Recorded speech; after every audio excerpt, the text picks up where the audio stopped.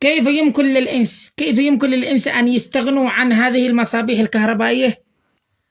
يستغنوا عن المصابيح الكهربائية ويشبكوا كهرباء للمنازل من الشمس بلاش.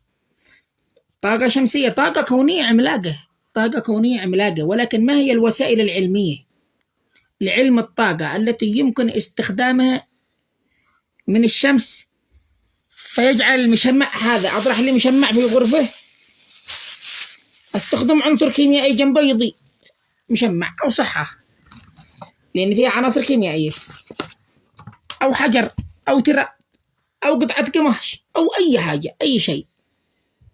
هذه فرضيات كثيرة ليس لها نهاية من الفرضيات. كيف يمكن أن نستخدم طاقة الشمس للإضاءة في المنازل بلاش؟ لا كهرباء نحتاج ولا أي شيء. سبحان الله العظيم، طاقة شمسية بتضيء لجميع المخلوقات. هذا العلم كبير جدا، ما هم عارف لا ملائكة ولا غيره. ولكن اشتهرت به الأمم السابقة، اشتهر به الفراعنة عاد ثمود، اشتهروا بجزء بسيط منه فقط. اشتهروا بعملية صناعة بس ضروري من تكاليف، بس تكاليف بسيطة للفراعنة.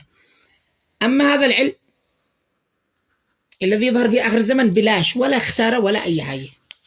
استخدام عنصر كيميائي، اطرحه جنب المشمع هذا